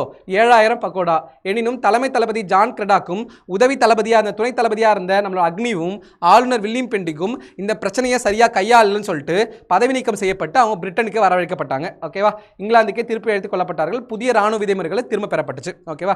எஸ், நம்மளுக்கு தெரிய வேண்டியது நம்மளுடைய கில்லஸ்பிக்கு பரிசு தொகை 3 பேருமே, ஜான் கிரடாக்கு உதவி தளபதி நம்மளுடைய அக்னியும், அவங்க தான் டர்பன் இன்ட்ரோடியூஸ் பண்ணதுக்கும், ஜான் கிரடாக்கு வந்து புதிய அந்த ஆர்மி ரெகுலேஷனை கொண்டாந்ததுக்கும், நம்மளுடைய ஆளுநர் வில்லியம் பெண்டிங் என்ன பண்ணல, நம்ம இந்த பிரச்சனை தெரிய வந்துமே பெருசாக கண்டுக்காததுக்கும் 3 பேர் என்ன பண்ணுறாங்க, பதவி நீக்கம் செய்கிறாங்க. ஓகேவா? Yes, 6 of the rebels convicted by the court of inquiry were blown from the guns. 5 were shot dead, 8 were hanged. Tipu sons were ordered to be sent to Calcutta. The officers and men engaged in the suppression of the revolt were rewarded with the prize money and promotion. Colonel கில்லஸ்பிக்கு எவ்வளோ கிடைக்குது 7,000 நம்மளுக்கு 7,000 நம்மளுடைய colonel கில்லஸ்பிக்கு almost 7,000 pagodas கிட்ட கிடைக்குது. ஓகேவா? Okay, அடுத்து hour commander in chief sir John Cradock, the adjutant general Colonel Agnew, Governor William Pendick were held responsible for the revolt, removed from their office and recalled to England. The military regulation were treated as withdrawn. ஓகேவா? Yes. அடுத்து நான் சொன்ன மாதிரி kernel Harcourt வந்து நம்மளுடைய ஜூலை 11 அடுத்த நாளே பொறுப்புக்கு வரார். வேலூர் படையோட தற்காலிக பொதுப்பதிகாரி யார் நியமிக்கிறாங்க? கர்னல் ஹார்ட்கோட்டை அப்பாயிண்ட் பண்ணுறாங்க. Colonel Harcourt commanding officer at Walajabad அவர் என்ன பண்ணுறாங்க? ஒரு பொதுப்பதிகாரியா, அதாவது இன்சார்ஜாக அப்பாயிண்ட் பண்ணுறாங்க. ஜூலை 13 ஹார்ட்கோட் படைமுகாமின் பொறுப்பாளராக பதவியேற்று இராணுவ சட்ட ஆட்சியை அமல்படுத்தினார். பெரிய அளவுக்கு ரொம்ப கிடுக்குப்படியாக இருக்குது. கில்லஸ்பியின் வன்கொடுமைகளை நேரில் பார்த்த ஜே பிளாக்ஸ்டின் 800க்கும் மேற்பட்ட உடல்கள் கோட்டையிலிருந்து எடுத்து செல்லப்பட்டதாக சொல்கிறார். WJ வில்சனின் மதிப்பீட்டுப்படி கிளர்ச்சியில் மொத்தம் 378 பேர் சிறை வைக்கப்பட்டதாக சொல்கிறார். According to WJ Wilson's estimate, 378 were jailed for involvement in the revolt. 516 were considered implicated but not imprisoned. Okay. அடுத்து புரட்சியோட விளைவுகள். இது வந்து கொஞ்சம் நம்ம டீட்டெயிலாக பார்க்கும். இதில் வந்து கொஸ்டின் கேட்க வாய்ப்பு இருக்குது. ஓகே, விளைவுகள் ஃபஸ்ட்டு அட்மினிஸ்ட்ரேஷன். நம்ம முன்னாடியே பார்த்த மாதிரி ஜான் கிரடாக், துணை general Agnew, governor William Bentinck ஆகியோர் கிளர்ச்சிக்கு தான் அவங்க தான் முக்கியமான காரணமாக இருந்துச்சு. அவர்கள் பதவியிலிருந்து நீக்கப்பட்டு இங்கிலாந்துக்கு திரும்ப அழைக்கப்பட்டனர். எப்போ பதவியில் நிற்கிறாங்க? 1807 பதவியில் நிற்கிறாங்க. ஓகேவா? எஸ், அவங்கள தற்காலிகமாக சஸ்பெண்ட் பண்ணிட்டு அதுக்கப்புறம் கம்ப்ளீட்டாக ரிமூவ் பண்ணுறாங்க. Commander in chief sir John Cradock, the அட்ஜுடன்ட் general Agnew, Governor William Pendick were held responsible for the revolt, removed from the office and recalled for England. Okay, first விஷயம் அவங்களுடைய dismissal. ரெண்டாவது மிலிட்டரியில் முன்னாடியே சொன்ன மாதிரி புதிய விதிமுறைகள் திரும்ப பெறப்பட்டுச்சு. நிறுவனத்தின் அதிகாரிகளால் சிப்பாய்களின் மத மற்றும் கலாச்சார அம்சங்களில் குறுக்கீடு குறைஞ்சது. இதுக்கப்புறம் என்ன பண்ண மாட்டோம், நாங்கள் உங்களுடைய ரிலீஜியஸ் இஷ்யூவில் தலையிட மாட்டோம்னு சொல்லியிருக்காங்க. இந்திய சிப்பாய்களின் ஆட்சேர்ப்பு குறைப்பு. இந்திய சிப்பாய்களில் முக்கியமாக கோட்டைக்குள்ளே அப்பாயிண்ட் பண்ணுறவங்களோட எண்ணிக்கையை குறைச்சிட்டாங்க. ஓகேவா? காரணம் என்ன? அவங்க தானே முக்கியமான பங்களிப்பு பண்ணாங்க. அதனால் அடுத்து ஐரோப்பிய சிப்பாய்களுடன் இராணுவத்தை மறுசீரமைப்பு செய்கிறாங்க. இது மிலிட்டரியில் இராணுவத்தில் ஏற்பட்ட சீர்திருத்தம். இதெல்லாம் எல்லாருக்கும் தெரிஞ்சது தான். Precautionary measure. திப்போட ஃபேமிலி இங்கே இருந்தால் தான் பிரச்சனை பண்ணுவீங்க. திப்போட ஃபேமிலி எங்கே மாற்றியாச்சு? கல்கத்தாக்கு மாற்றியாச்சு. புதிய ஆளுநராக சர் ஜான் பார்லோ, யாருக்கு அப்புறம்? வில்லியம் பெண்டிங்க்கு அப்புறம் யார் நியமிக்கப்படுறா? சர் ஜார்ஜ் பார்லோ அப்பாயிண்ட் பண்ணப்படுறார். Okay, sir George Barlow as a new governor. மக்களின் மத நம்பிக்கைகள் பற்றிய புரிதலுடன் இணைந்து பணியாற்ற தொடங்கினர். அடுத்து ரிவார்ட்ஸ் அண்ட் ஹானர்ஸ். நான் சொன்ன மாதிரி கில்லஸ்பிக்கு எவ்வளோ கொடுக்குறாங்க? 7,000 பக்கோடாஸ் கொடுக்குறாங்க, அதுவும் பதவி உயர்வோட. அதே மாதிரி படைப்பிரிவுக்கான நினைவகமும் கட்டுறாங்க. ஓகேவா? அடுத்து காசஸ் ஃபார் ஃபெயிலியர். ஏன் இந்த புரட்சி தோற்று போச்சு அப்படிங்கிறத பார்க்க போகிறோம். முதல் விஷயம், அவங்களுக்கு பொதுவான ஒரு இலக்கு இல்லை. ஆமாவா இல்லையா? சிப்பாய்களுக்கு அவங்களுக்கு ஊதிய உயர்வு, பதவி உயர்வு, அவங்க ஃபேமிலியில் நிறைய பேர் இறந்து போயிட்டாங்க டியூ டு ஃபெமைன், வறுமை, பஞ்சத்தால். இந்த மாதிரியான காரணங்கள். அதே மாதிரி திப்புவோடைய மூத்த மகனான ஃபத்தே ஹைதரை அடுத்த ராஜாவை மாற்றணும். அப்போ ஒரே காமன் கோலான்னு கேட்டால் கிடையாது. ஓகேவா? அதான் அவர்களின் ஆட்சியை மாற்றுவதை தவிர கிளர்ச்சியாளர்களுடன் பொதுவான குறிக்கோள் எதுவும் இல்லை. Except replacing the rule there is no common agenda with the rebels. No proper leadership. அவங்களுக்குள்ள ஒரு தலைமை இருந்துச்சா அப்படின்னு கேட்டால் கிடையாது. ஆமாவா இல்லையா? ஜமாலுதீன் ஒரு முக்கியமான இளவரசரில் ஒருத்தராக இருக்கார். ஆனால் ஃபத்தியா ஹைதர் வந்து என்ன பண்ணுறார்? தலைமைக்கு வரார், அதாவது ராஜாவை மாறுறார். அப்போ அவங்களுக்குள்ள ஒரு காமனான ஒரு லீடர்ஷிப் இருந்துச்சான்னு கேட்டால் இல்லை. ஓகேவா? பூர்ணையா ஒரு முக்கியமான ரோல் வகிக்கிறார் எல்லாரையுமே ஒருங்கிணைக்கிறதுல. ஏன்னா அவர் திப்புவோட படைத்தளபதியில் இருந்த ஒரு முக்கியமான தளபதி பூர்ணையா. அப்போது திருச்சிராப்பள்ளி பிரகடனத்தில் Tiruchirappalli proclamation is a pre planned ஒன்னா 1799 பிளான் பண்ணியிருப்பாங்க பார்த்தோம். அந்த மாதிரியான ஒரு பிளான்டு ஒன்னான்னு கேட்டால் கிடையாது. ஆக்சுவலி இது வந்து பார்த்தீங்கன்னா ஜூன்லேயே நம்ம பிளான் பண்ணது, பட் ஆனால் ஜூலையில் தான் நடந்திருக்கும். ஓகே, ஒரு 1 மந்த் கழிச்சு தான் நடந்திருக்கும். அமைப்பு மற்றும் படையினரின் ஒருங்கிணைப்பு இல்லாமல், lack of organisation and consultation of soldiers, lack of discipline. ஒரு டிசிப்ளினோட இருந்தாங்களான்னு கேட்டால் கிடையாது.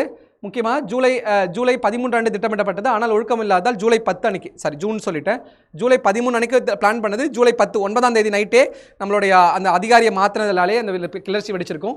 கிளர்ச்சிக்கு பிறகு சிப்பாய்களின் கொள்ளை, வெடிமருந்துகள் மற்றும் கேட்ரேஜ்களை வீணாக்குதல், ஒரு டிசிப்ளின்டாக இருந்திருக்க மாட்டாங்க.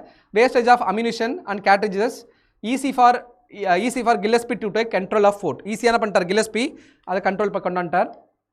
பீப்புள் சப்போர்ட், மக்களோட ஆதரவு பெரிய அளவுக்கு இல்லை. ஃபோர்ட்டுக்குள்ளேருந்து தான் இருக்காங்க.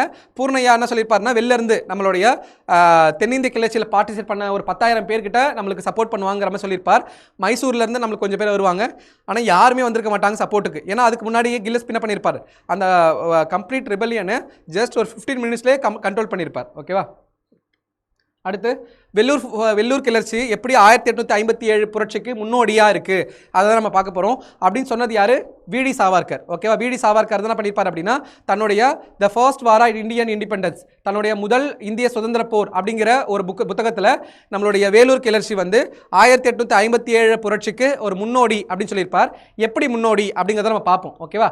முதல் விஷயம் மிலிட்டரி டிஸ்கண்டென்ட் ரெண்டு இடத்துலையுமே. ஓகே, நம்மளுடைய வெள்ளூர் புரட்சியிலும் சரி 1857 புரட்சியிலுமே இராணுவ சீர்திருத்தங்களுக்கு எதிராக தான் என்ன பண்ணுறாங்க, கிளர்ச்சி ஒரு முக்கியமான காரணமாக இருக்குது. ஆமாவா? 1857 புரட்சியில் 1857 ரிவோல்ட்டில் அந்த கேட்ரிட்ஜ், அதாவது அந்த கேட்ரிட்ஜ் அந்த குண்டு மேலே என்ன பண்ணியிருப்பாங்க, அந்த பன்றியோட கொழுப்பு தடவப்பட்டதா, பிக்கோட ஃபேட் தடவப்பட்டதா ஒரு மாதிரியான ரெகுலேஷன்ஸ் கொண்டு வந்திருப்பாங்க.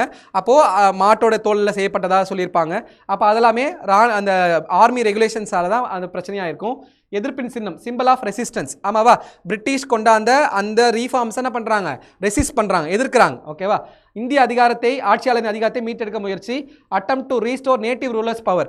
அங்கே பார்த்தீங்கன்னா ஃபத்தே ஹைதர், இங்கே நம்மளோட 1806 ரிவோல்ட்டில் ஃபத்தே ஹைதரும் 1857 ரிவோல்ட்டில் பகதூர் ஷா ஜாஃபர், அதாவது இரண்டாம் பகதூர் ஷாவுடைய அதிகாரத்தை மீட்டு எடுக்கணுங்கிறதும் ஒரு முக்கியமான விஷயமா பார்க்கப்படுது. இரண்டு பேருமே முஸ்லீம் ரூலர்ஸ், அதுவுமே ரெண்டுமே ஒற்றுமையாக பார்க்கப்படுது. ஓகேவா? எஸ். கலாச்சாரம் மற்றும் மத உணர்வின் மீதான தாக்குதல், கல்ச்சுரல் அண்ட் ரிலீஜியஸ் இன்சென்சிட்டிவிட்டி. ரெண்டு இடத்துலையுமே ஹிந்து அண்ட் முஸ்லீம்ஸோடைய ரிலீஜியஸ் இன்சென்சிட்டிவில் கையை வச்சுருப்பாங்க. ஓகேவா? இங்கே வந்து மாட்டுத்தோல், கவோட லெதரில் செய்யப்பட்ட அந்த விஷயங்கள்லாம், அந்த கேட்ரிஜெலாம் கொண்டாந்துருப்பாங்க 1857. இங்கே பார்த்தீங்கன்னா அந்த கவோட லெதரில் செய்யப்பட்ட அந்த நம்மளுடைய தலைப்பாகையில் அந்த மாதிரியான விஷயங்கள் ரிலீஜியஸ் இன்சென்சிட்டிவிட்டி பார்க்கப்படுது. ஓகே. லீடர்ஷிப் அண்ட் கோஆர்டினேஷன், தலைமை மற்றும் ஒருங்கிணைப்பு. நான் சொன்ன மாதிரி ரெண்டு இடத்துலையுமே Muslim rulers. Failure of colonial governance, காலனித்துவ ஆட்சியின் தோல்வி. ஆமாவா இல்லையா? எஸ். அங்கே அது ஜஸ்ட் ஃபெயிலியர் ஆகாதால் தான் ஆகுது, கண்ட்ரோல் பண்ண முடியாமல் அங்கே ரெசிஸ்டன்ஸே நடக்குது. அப்போ இதெல்லாமே ஒற்றுமையாக பார்க்கப்படுது 1857 ரிவோல்ட்டுக்கும் நம்மளுடைய 1806 வேலூர் கிளர்ச்சிக்கும். ஓகேவா? எஸ். புரட்சியை பற்றிய மதிப்பீடு, வெளியிலேருந்து உடனடியாக எந்த ஒரு சப்போர்ட்டுமே கிடைக்கல, முன்னாடியே பார்த்தோம். அதனால் ஈஸியாக வந்து அந்த புரட்சியை அடக்கிட்டாங்க. ஓகேவா? புரட்சியை ஏற்பாடு செய்த 23வது படைப்பிரிவின் 2வது பட்டாலியை சேர்ந்த ஷேக் ஆடம் அண்ட் ஷேக் ஹமீத், அதேமாதிரி ஜமேதாரான ஷேக் உசைன், இந்த 3 பேருமே ரொம்ப முக்கியமான ஒரு வேலை பண்ணியிருப்பாங்க. அதே மாதிரி ஜமேதார் ஷேக் காசிம் சிறப்பாக செயல்பட, நான் முன்னாடி சொன்னேன்னா ஜமேதார் ஷேக் காசிம் தான் அந்த புரட்சிக்கு ஒரு முக்கியமான இதாக பார்க்கப்படுறார். இவர் தான், ஜமேதார் ஷேக் காசிம் தான் 1806 ரிவோல்ட்டோடைய ஃபர்ஸ்ட் நம்மளுடைய கன்விக்டட் பர்சன். முதல் குற்றவாளி யார் அப்படின்னு பார்த்தோன்னா ஜமேதார் ஷேக் காசிம். அது ஜஸ்ட் நோட் பண்ணி வச்சுக்கோங்க. அடுத்து வந்து கில்லஸ்பியின் ஆட்கள் கிளர்ச்சிக்கு திட்டம் தீட்டிய திப்புவின் மகளை பழிவாங்க விரும்பினார், கொல்லணும்னு நினச்சார். ஆனால் நம்ம என்ன சொன்னால் அவங்க கூட அந்த ஆஃபீஸர்ஸை அதை ரெசிஸ்ட் பண்ணாங்கன்ட்டு. அப்படி ரெசிஸ்ட் பண்ணது யாருன்னா கர்னல் மர்ரியாட். ஓகே, மர்ரியாட் தான் என்ன பண்ணுறார் அப்படின்னா, என்ன பண்ணிட்டார், இந்த மாதிரி வந்து நீங்கள் வந்து கொல்லக்கூடாது, அவங்க என்ன பண்ணணும், கல்கத்தாக்கு டிப்போர்ட் பண்ணிடணும், அவங்கள நாடு கடத்தணும்னு சொல்லியிருப்பார். ஓகே. 1857க்கான பெரும் கழகத்திற்கான அனைத்து முன்குறிகளையும் எச்சரிக்கைகளையும் வேலூர் புரட்சி கொண்டிருந்தது.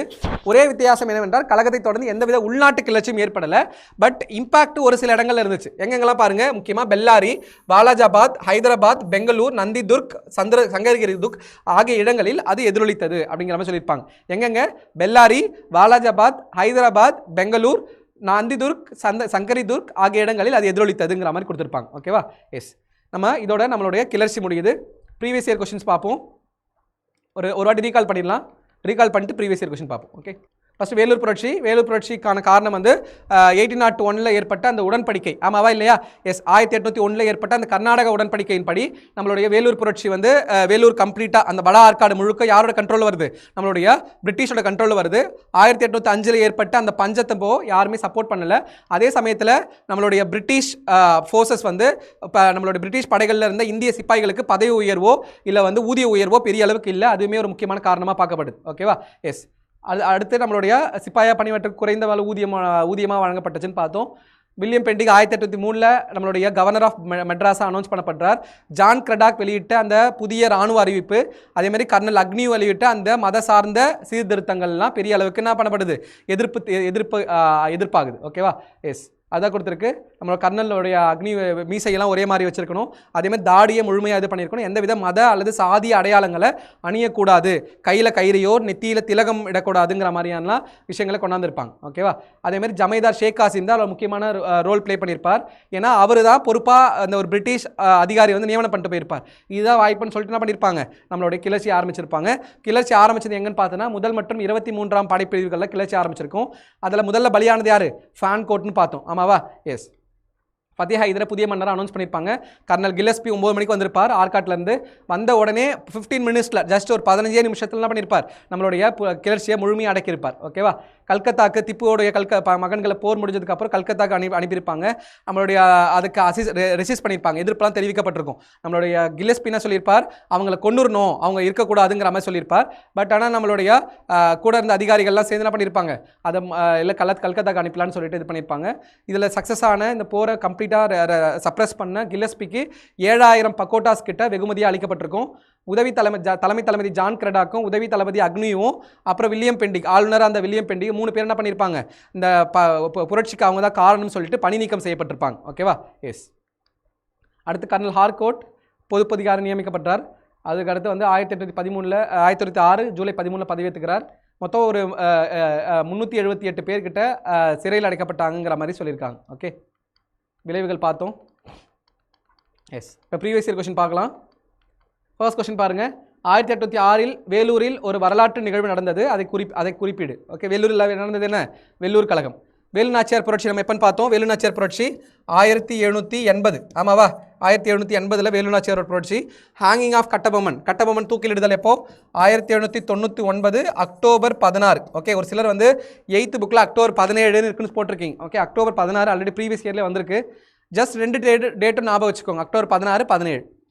போலிகா ரிவால்ட் நம்மளுக்கு தெரியும். பாளையக்காரர் புரட்சி நம்மளுடைய 1801 1801 நடந்தது, நம்மளுடைய தென்னிந்திய புரட்சின்னு சொல்கிறோம் பார்த்தீங்களா. During Vellore mutiny the Indian soldiers hoisted the flag of, இந்த ஃப்ளாகை ஹாய்ஸ்ட் பண்ணாங்க, திப்பு சுல்தானுடைய டைகர். ஓகே, இந்த டைகர் சின்னம் பொதிச்ச, புலி சின்னம் பொதிச்ச ஃப்ளாகை ஹாய்ஸ்ட் பண்ணியிருப்பாங்க. ஓகே, எஸ், சரியா. அடுத்து கீழ்கண்டவற்றை காலவரிசைப்படுத்துக, இது நம்ம ஆல்ரெடி பார்த்துருப்போம். வெள்ளூர் கழகம் 1806, Kattabomman rebellion, executed hanging of கட்டபொம்மனை தூக்கிலிடுதல் 1799. ஓகேவா. பழனி சதி திட்டம், எனக்கு கமெண்ட் பண்ணுங்கள். பழனி சதி திட்டத்தில் யார் யாரெல்லாம் இன்வால்வ் ஆகிருப்பாங்க கமெண்ட் பண்ணுங்கள். எந்த வருஷன் கமெண்ட் பண்ணுங்கள். ட்ரீட்டி ஆஃப் பாண்டிச்சேரி உடன்படிக்கை, கர்நாடக போரின் முடிவில் நம்மளுடைய முக்கியமாக கர்நாடக உடன்படிக்கையில் சைன் ஆகிருக்கும். ட்ரீட்டி ஆஃப் பாண்டிச்சேரி 2வது கர்நாடக உடன்படிக்கையில் சைன் ஆகிருக்கும். ஓகேவா. எஸ், அதை மேட்ச் பண்ணோன்னா ஆப்ஷன் டெல்லி 4231. Okay, S. இதோட நம்மளுடைய வெள்ளூர் கிளர்ச்சி ஓவர்.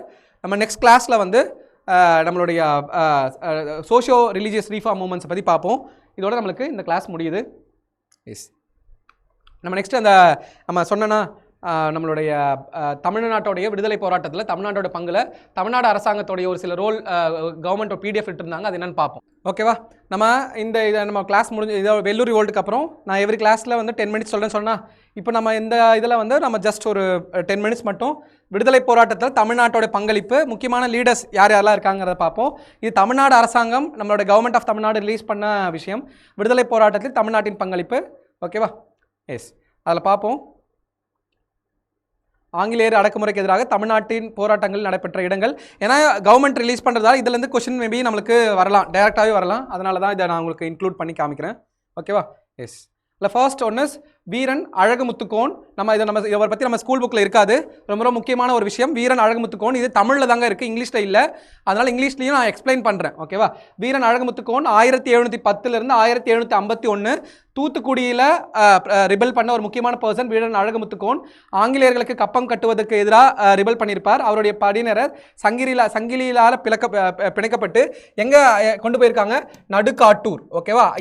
இந்த டேட்டாலாம் கேட்க வாய்ப்பு இருக்குது. அவர் எங்கே அழைச்சிட்டு போகிறாங்க, நடுக்காட்டூர் அப்படிங்கிற ஒரு அழைச்சிட்டு போகிறாங்க. நீங்கள் வந்து மன்னிப்பு கேட்டிங்கன்னா என்ன பண்ணிடுறோம், உங்களை உயிரோட விட்டுறோன்னு சொல்கிறாங்க. பட் ஆனால் வீரன் அழகுமுத்துக்கோன் என்ன பண்ணுறார், அவங்க வந்து மன்னிப்பு கேட்க மாட்டேன்னு சொல்லிடுறார். பீரங்கி முன் அவரும் அவரது 6 தளபதிகளும் சுடப்பட்டு வீரமரணம் அடைகிறாங்க. ஓகே, ரொம்ப முக்கியமான பர்சன் வீரன் அழகுமுத்துக்கோன் அவர்கள். ஓகே, அடுத்து நம்மளுக்கு தெரிஞ்ச திருநெல்வேலியோடைய நெற்கட்டும் செவல் பகுதியை சார்ந்த நம்மளுடைய பூலித்தேவர் 1715 1767 வரைக்கும் திருநெல்வேலி ரீஜியனில், அதாவது நெற்கட்டும் செவல் அப்படிங்கிற ரீஜியனில் ரிபல் பண்ணியிருப்பான்னு பார்த்தோம் வீரன் நம்மளுடைய பூலித்தேவர். ஆமாவா. எஸ், நெல்லையின் நெற்கட்டும் செவல் கோட்டையை முற்றுகையிட்டு வரி வசூல் செய்த கர்னல் ஹெரானையும் அவரது படைகளையும் விரட்டி அடிச்சிருப்பார். நம்ம பார்த்துருப்போம் battle of battle of Kalakkad battle 1755. ஆமாவா, டிஃபீட் பண்ணியிருப்பார் மஹபூஸ் கான் படையை. விரட்டி அடித்து விடுதலைக்கு வித்திட்ட முதல் மாவீரன் பூலித்தேவன்.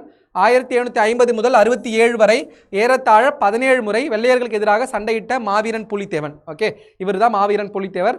அடுத்து மருதுநாயகம் என அழைக்கப்பட்ட கான் சாஹிப் நம்ம பார்த்துருப்போம். யூசுப் கான் மருதுநாயகம்ட்டு முன்னாடி அவர் ரிலீஜன் மாறதுக்கு முன்னாடி இருந்திருக்கும். மருதுநாயகம் என்று அழைக்கப்பட்ட முகமது யூசுப் கானை ஆங்கிலேயரும் ஆற்காடு நவாபுகளும் தமது எதிரியான தமிழ்நாட்டை சேர்ந்த பாளையக்காரர்களுக்கு எதிராக போரில் ஈடுபட செய்தனர். பிற்காலத்தில் மதுரை ஆளும் அதிகாரத்தினை இவர் கழித்த போதும் தம் வாழ்நாள் இறுதியில் கிழக்கிந்திய கம்பெனி ஆட்சியாளர்களுக்கு எதிராக செயல்பட்டிருப்பார். பட் ஆனால் நம்ம ஸ்கூல் புக்கில் என்ன கொடுத்துருக்கோம்னா அவங்க வந்து பாளையக்காரர்களுக்கு அவங்க கூட சமரசம் பேச்சுவார்த்தை நடத்தியிருப்பார் அப்படிங்கிற மாதிரி கொடுத்துருக்கோம். ஆமாவா? அது வந்து பிரிட்டிஷ் கவர்மெண்ட்க்கு அகேன்ஸ்டா. பட் ஆனால் இவர் வந்து இந்தியன்ஸ் சப்போர்ட்டாக இருந்ததால் அவங்க என்ன பண்ணியிருப்பாங்க 1764 அப்போ அவரை தூக்கு மாட்டியிருப்பாங்க. ஓகே, அக்டோபர் 15 1764 அன்று சம்மட்டிபுரம் பகுதியில், இதான் ரொம்ப ரொம்ப முக்கியம், எங்க நம்ம ஸ்கூல் புக்கில் இல்லாத டேட்டா, சம்மட்டிபுரம் பகுதியில் என்ன பண்றாங்க, ஆங்கிலேயர்களால் தூக்கிலிடப்படுறார் நம்மளுடைய மருதுநாயகம். ஓகே, ராமநாதபுரம் மாவட்டம் அந்த ரீஜன் சார்ந்தவர். எங்க தூக்கிலிட மாட்டாங்கிறத நோட் பண்ணி வச்சுக்கோங்க. சம்மட்டிபுரம் ஆங்கிலேயர்களால் தூக்கிலிடப்படுறார். எந்த ரீஜியன்ல? மதுரை ரீஜியன்ல. ஓகேவா? உடன்படிக்கை ஒன்றுமில்லும் ஆற்காடு நவாபிடம் இருந்த ஆட்சி பொறுப்பை கிழக்கிந்திய கம்பெனி கைப்பற்றியது. அதுதான் நம்மளுடைய கர்நாடிக் ட்ரீட்டி படி 1801 நம்ம பார்த்துருப்போம். Okay, yes. அடுத்து 1725 74 செப்டம்பர் 23 1751 முதல் நவம்பர் 14 ஆற்காடு கோட்டை கிழக்கிந்திய கம்பெனியின் ராபர்ட் கிளைவ் என்பது தலைமையில் முற்றுகையிடப்பட்ட நேரத்தில் சந்தா சாஹேப் பிரெஞ்சு படையின் திருச்சியில் முற்றுகையில் ஈடுபட்டிருந்தார். நம்ம அதில் பார்த்துருப்போம், கர்நாடிக் வாரில் பார்த்துருப்போம். திருப்பி தாக்குதல் கொள்கையெல்லாம் பார்த்துருப்போம். பார்த்தீங்களா? ஆற்காடோட வீரன் சொல்லிட்டு அழைக்கப்பட்டவர் ராபர்ட் கிளைவ்னு பார்த்துருப்போம். சந்தா சாஹிப் முகமது அலியை கேப்சர் பண்ணுறதுக்காக திருச்சி கோட்டையில் ஃபோர்ட்டில் முற்றுகையிட டைமில் ராபர்ட் கிளைவ் தான் தாக்கியிருப்பார். ஆற்காடோட நம்ம நவாப்ஸோட கோட்டையான ஆற்காடை தாக்கியிருப்பார். ஓகேவா? ஆற்காடு நவாப் ஊர் இல்லாத சமயத்தில் கோட்டையை நவாபின் சிறிய படையும் பிரான்ஸ் நாட்டின் கிழக்கிந்திய கம்பெனி படை வீரர்கள் சிலரும் சந்தா சாஹிப்பின் சார்பில் கோட்டையை பாதுகாப்பதற்காக ஆற்காடில் தங்கியிருந்தனர். அப்போது நடந்த 2ஆம் கர்நாடக யுத்தத்தின் மூலம் கிழக்கிந்திய கம்பெனி இந்தியாவில் காலூன்றியதுன்னு பார்த்தோம். Okay, yes. அடுத்து நம்மளுடைய சிவகங்கையோடைய முக்கியமான 2 போராளிகள் நம்மளுடைய மருது சகோதரர்கள். தென்னிந்திய விடுதலை போராளிகளில் ஆங்கிலேயரை எதிர்த்து போராட முதலாக மக்களை திரட்டியவர்கள் சிவகங்கை சீமை மன்னர்களான மருது பாண்டியர்கள். ரொம்ப ரொம்ப வீரமிக்க தலைவர்களான மருது பாண்டியர்கள் 1801 அவங்கள தூக்க மாட்டேறாங்கன்னு பார்த்தோம். அக்டோபர் 24. ஓகே, அந்த டேட்டா தான் கொடுத்துருக்கு. 1801 ஆண்டு மருது சகோதரர்களின் புகழ்பெற்ற ஜம்பு தீவு பிரகடனம் சொன்னா, ஜம்பு ட்வீப் ப்ரொக்ளமேஷன், ஜம்பு தீவு பிரகடனம் திருச்சிக்கோட்டையில் பிரகடனப்படுத்தப்பட்டது. திருச்சிக்கோட்டையில் மட்டுமா? இல்ல, ஸ்ரீரங்கம் உடைய சுவற்றுடைய வெளியே புற சுவர்களையும் மாற்றப்பட்டுச்சு. ராமநாதபுரத்தின் அருகே அமைந்த திருப்பத்தூர் கோட்டையில் 1801 அக்டோபர் 24 அன்று மருது பாண்டியர்கள் ஆங்கிலேயர்களால் தூக்கிலிடப்பட்டனர். இதே ஆண்டு கட்டபொம்மனின் தம்பிகளான ஊமைத்துறையும் செவத்தையாவும் பிடிபட்டு 1801 நவம்பர் 14 பாஞ்சாலங்குறிச்சி கோட்டையில் தூக்கு மாட்டியிருப்பாங்க. ஓகேவா? எஸ். அடுத்து 1856 805 வரைக்கும் காங்கேயம் ரீஜியன், அதாவது நம்மளுடைய தீரன் சின்னமலை அவர்களை பற்றி பார்க்குறோம். கோவை புரட்சியை நடத்திய தீரன் சின்னமலை வெள்ளையர்களால் 1805 ஜூலை 31 அன்று சங்ககிரி கோட்டையில் தூக்கிலிடப்பட்டிருப்பார். ஓகேவா? அடுத்து முத்துராமலிங்க சேதுபதி, இந்த டேட்டா நம்ம ஸ்கூல் புக்கில் இல்லை. 1860 to 1809 ராமநாதபுரம் ரீஜியனில் ராமநாதபுரம் மன்னன் முத்துராமலிங்க சேதுபதி 1895 ஆண்டு பிப்ரவரி 8 அன்று ஆங்கிலேயர்களால் கைது செய்யப்பட்டார். தொடர்ந்து 14 ஆண்டுகள் சிறை வைக்கப்பட்ட ரிபெல் முத்துராமலிங்க சேதுபதி மன்னர் சென்னை கோட்டையில் உள்ள சிறையில் இயற்கை எழுதுறார். ஓகே, இவரை பற்றி பார்த்து வச்சுக்கோங்க. ஜஸ்ட் இதெல்லாம் நம்ம ஸ்கூல் புக்கில் இல்லாத டேட்டா. ஓகே, அடுத்து வெள்ளை அரசுக்கு வரித்தர மறுத்து 1792 முதல் 98 வரை வெள்ளையருடன் போராடிய பாஞ்சாலங்குறிச்சி மன்னன் வீரபாண்டிய கட்டபொம்மன் அவர்கள் வெள்ளையர்களால் கைது செய்யப்பட்டு கயத்தாறில் தூக்கிலிடப்படுறார். நம்ம எப்போ டேட்டில் பார்த்தோம்? அக்டோபர் 16 1799 பார்த்தோம். ஓகே, 1774 ஆண்டு கட்டபொம்மனின் தியாகத்தை போற்றி அண்டைய தமிழ்நாடு முதல்வர் முத்தமிழறிஞர் கலைஞர் கருணாநிதி அவர்கள் பாஞ்சாலங்குறிச்சி மாதிரி கோட்டையை கட்டினார். ஓகேவா? அப்போ பாஞ்சாலங்குறிச்சி மாதிரி கோட்டை திறக்கப்பட்ட ஆண்டு எப்போ? 1974. ஓகே, 1974 தமிழ்நாடுக்கு ஒரு முக்கியமான வருஷம். அந்த வருஷம் வந்து தமிழ்நாடு அரசாங்கம் இந்தியாவிலே முதல் முறையாக மாநில சுயாட்சி தீர்மானத்தை கொண்டு வந்திருப்பாங்க. அதெல்லாம் ஜஸ்ட் பார்த்து வச்சுக்கோங்க. ஓகே, அடுத்து 1806 இப்போ தான் பார்த்தோமா, நம்மளுடைய வேலூர் புரட்சி. வேலூர் கழகம் 19ஆம் நூற்றாண்டில் அந்நிய ஆதிக்கத்தை எதிர்த்து முதலில் இராணுவ புரட்சி செய்தவர்கள். ஓகே, அதான் ரொம்ப முக்கியமான விஷயம். மற்றவங்க எல்லாமே குறுநில மன்னர்கள், பிரிட்டிஷ் கவர்மெண்ட்டுக்கு அகேன்ஸ்டா. இங்கே சிப்பாய்களே, பிரிட்டிஷ் படையில் வேலை செய்த சிப்பாய்கள் என்ன பண்ணுறாங்க? அரசாங்கத்துக்கு எதிராக செயல்படுறாங்க. முதலில் இராணுவ புரட்சி செய்தவர்கள் தமிழ்நாட்டு படை வீரர்களே. 1806 ஜூலை 10ஆம் தேதி வேலூர் கோட்டையில் வைக்கப்பட்டிருந்த இந்திய படை வீரர்கள் புரட்சி செய்து ஆங்கிலேய அதிகாரிகளையும் வீரர்களையும் கொண்டனர். இந்த புரட்சி 1857 நடந்த சிப்பாய் கழகத்திற்கான ஒத்திகை அப்படின்னு நம்ம பார்த்தோம். ஓகே, அடுத்து சென்னை வாசிகள் சங்கம். ஓகே, இது சென்னை வாசிகள் சங்கம் ஜஸ்ட் நம்ம பின்னாடி பார்ப்போம், பார்த்து வச்சுக்கோங்க. யார் உருவாக்குறா? கஜுலு நரசு, லட்சுமி நரசு, சீனிவாசனார் வந்து உருவாக்கியிருப்பாங்க. இந்த டேட்டா நம்ம தனியாக கிளாஸில் இருக்குங்க, நம்ம பார்ப்போங்க. இயர்லி தமிழ்நாட்டில் இருந்த ஆர்கனைசேஷன்ஸ். ஓகே, அடுத்து நீல் ஸ்டாச்சு, நீல் சிலை அகற்றும் போராட்டம். கலோனல் நீல் யார் அப்படின்னு பார்த்தோன்னா, நம்மளுடைய 1857 புரட்சியில் குறிப்பாக பூனா ரீஜியனில் பார்த்தீங்கன்னா ரொம்ப ஒரு அக்ரெசிவாக அங்கே இருக்க மக்களை சுட்டு கொன்ன ரொம்ப ஒரு மோசமான ஒருத்தர். அவரோட சிலையை இந்தியாவில் சென்னையில் நிறுவிப்பாங்க. அந்த சென்னையில் சிலை நிறுவக்கூடாதுங்கிறதுக்காக 1927 தமிழ்நாட்டில் நீல் சிலை அகற்றும் சத்தியாகிரகம் நடந்திருக்கும், நீல் ஸ்டாச்சு சத்தியாகிரகம் நடந்திருக்கும். ஓகேவா, அதுக்கப்புறம் நம்மளுடைய ராஜாஜி அவங்களோட ஆட்சி பீரியடில் எடுத்துகிட்டு போய் மியூசியமில் வச்சுருப்பாங்க. ஓகே, நீல் சிலை அகற்றும் போராட்டம். ஜேம்ஸ் நீல் துப்பாக்கி ஏந்திய காலாட்படை மதராஸ் பிரிவை சேர்ந்தவர். 1857 பெரும்புரட்சியின் போது நடைபெற்ற கான்பூர் படுகொலை, ஓகே பூனேன்னு சொல்லிட்டேன், கான்பூர் மசாக்கர் சொல்லுவாங்க, கான்பூர் படுகொலை என்று அழைக்கப்படும் சம்பவத்தில் பல ஆண்களும் பெண்களும் குழந்தைகளை கூட கர்ப்பிணிகளை முதற்கொண்டு எல்லாருமே கொடூரமாக கொண்டிருப்பார். இதற்கு வஞ்சம் தீர்க்கும் வகையில் நீல் கொடூரமாக நடந்து கொண்டார். பின்னர் நீல் இந்திய வீரர் ஒருவரால் கொல்லப்பட்டார். சென்னை மவுண்ட் ரோட்டில் எங்கே வச்சிருக்காங்க? மவுண்ட் ரோட்டில் அவருக்கான சிலை வைக்கப்பட்டது. இதை இந்தியர்களின் உணவர்களுக்கு இழைக்கப்படும் அவமரியாதை கருதிய தேசியவாதிகள் சென்னையில் தொடர் போராட்டங்களை மேற்கொண்டனர். சென்னை மாகாணத்தின் பல பகுதிகளிலிருந்து வந்திருந்த போராட்டக்காரர்களுக்கு திருநெல்வேலி சேர்ந்த யார் தலைமையேற்கிறாங்கிறது ஒரு period question. SN. Somayajulu. Okay, Somayajulu தலைமையேற்றார். பலர் கைது செய்யப்பட்டு சிறையில் அடைக்கப்பட்டனர். அச்சமயம் சென்னைக்கு வந்த காந்தியடிகள் போராட்டத்திற்கு ஆதரவு தெரிவித்தார். அப்போ நீல் ஸ்டாச்சு சத்தியாகிரக யார் சப்போர்ட் பண்ணியிருக்கா? நம்மளுடைய காந்தி சப்போர்ட் பண்ணியிருக்கார். ஓகே, காந்திஜி. அடுத்து சென்னை மாகாண சபை தெளிவான நோக்கங்களோடு துவங்கப்பட்ட தொடக்க கால அமைப்புகள் ஒன்று. யார் யார் தொடங்க வச்சிருப்பா இதெல்லாம் நம்ம பார்ப்போம், ஜஸ்ட் பார்த்துக்கோங்க. 1884 மே 16 மு வீரராகவாச்சாரியார், அனந்தசார்லு, ரங்கையா நாயுடு மற்றும் சிலரால் நிறுவப்பட்ட இந்த அமைப்பின் முதல் தலைவர் யார்? ரங்கையா நாயுடு இருந்திருப்பார். அனந்தசார்லு அதோட செயலாளராக இருந்திருப்பார். ஓகே, அடுத்து 1839-95 ஆங்கிலேயர்களை எதிர்த்து மன்னர்களும் மக்களும் மட்டுமல்ல தமிழ் இலக்கியங்களும் முழங்கின. ஆங்கிலேயர்களை எதிர்த்து ஆங்கிலேய அந்தாதி எழுதிய வண்ணச்சரபம் தண்டபாணி சாமிகள் மறைந்தார். ஓகே, ரொம்ப ரொம்ப முக்கியம். ஆங்கிலேயர்கள் எதிர்த்து ஆங்கிலேய அந்தாதி எழுதுனது யாரு? வண்ணச்சரபம் தண்டபாணி. இதெல்லாம் நோட் பண்ணி வச்சுக்கோங்க. இந்த மாதிரி கொஸ்டின்ஸ்லாம் புதுசாக இருக்குது, நம்ம ஸ்கூல் புக்கில் எங்கேயுமே கவர் ஆகாத விஷயம். ஓகேவா. ஹோம் ரூல் லீக் 1916 இந்திய அரசியலில் ஒரு புதிய உதயமானது. ஹோம் ரூல் லீக் என அழைக்கப்படும் தன்னாட்சி இயக்கம் தொடங்கப்பட்டது. இந்த இயக்கத்தை தொடங்கியவர் ஆன்னி பெசன்ட். தொடங்கப்பட்ட இடம் தமிழ்நாடு. சென்னையில் தான் ஹோம் ரூல் இயக்கம், அதாவது ஆன்னி பெசன்ட்டுடைய தன்னாட்சி இயக்கம் தமிழ்நாடு மையமாக வச்சு குறிப்பாக 1916 செப்டம்பரில் தொடங்கியிருக்கும். இதுவே திலக்கோடைய ஹோம் ரூல் லீக் வந்து மகாராஷ்டிரா ரீஜனில் தொடங்கப்பட்டிருக்கும். சரியா. அடுத்து 1855-916 தமிழில் வெளிவந்த முதல் அரசியல் இதழ் எது? சுதேசி மித்திரன். ஓகே, ரொம்ப ரொம்ப முக்கியமான விஷயம். சுதேசி மித்திரன் தமிழில் வெளிவந்த முதல் அரசியல் இதழ். எப்போ வெளியானதுங்கிறத கமெண்ட் பண்ணுங்க எல்லாரும். ஓகேவா. வீடியோ பார்க்குறவங்க கமெண்ட் பண்ணுங்க சொல்கிற போது அதுக்கான ஆன்சரை கொடுங்க. ஓகேவா, அதுதான் ஆக்டிவ் இன்ட்ராக்ஷனாக இருக்கும். அந்த கமெண்ட்டுக்கு நான் ரிப்ளை கொடுக்குறேன். ஓகே, இந்திய தேசிய காங்கிரஸின் முதல் கூட்டம் 1885 டிசம்பர் 26 அன்று பம்பாயில் கூடியது. சென்னை மாநிலத்தின் பிரதிநிதியான ஜி சுப்பிரமணியம் ஐயர் கலந்து கொண்டு அதுக்கான முதல் தீர்மானத்தை முன்மொழிஞ்சது யார் தான்? நம்ம தமிழ்நாட்டை சேர்ந்த ஜி சுப்பிரமணியம் அவர்கள் தான். ஓகே, அடுத்து 1887 ராவ் சாஹிப் தஞ்சை மூக்கன் ஆசாரி 3ஆம் காங்கிரஸ் மாநாட்டில் தமிழில் உரையாற்றியவர். இதெல்லாம் நம்ம எங்கேயுமே நம்ம கேள்விப்பட்டிருக்க மாட்டோம், ஜஸ்ட் நோட் பண்ணி வச்சுக்கோங்க. 3ஆம் காங்கிரஸ் மாநாட்டில் தமிழில் உரையாற்றியவர் யார்? தஞ்சை மூக்கன் ஆசாரி. ஓகே, 1887. ஆனால் 87 எங்கே நடந்திருக்கும்? சென்னையில் தான் நடந்திருக்கும். அடுத்து 1869 காந்தியடிகள் தமிழ்நாட்டுக்கு எப்போ முறையாக வரார்? அக்டோபர் 14 அன்னைக்கு வந்திருப்பார். ரொம்ப ரொம்ப முக்கியமானது. முதல் முறையாக தமிழகம் வந்தார். 1919 மார்ச் 18 மெரினா கடற்கரையில் நடைபெற்ற கூட்டத்தில் காந்தியடிகள் உரையாற்றினார். 1919 ஏப்ரல் 6 ரவுலட் சட்டத்தை எதிர்க்கும் நோக்கில் கடையெடுப்பும் வேலைநிறுத்தங்களும் நடத்தப்பட்டன. தமிழ்நாட்டின் பல பகுதிகளிலும் எதிர்ப்பு ஆர்ப்பாட்டங்கள் நடைபெற்றன.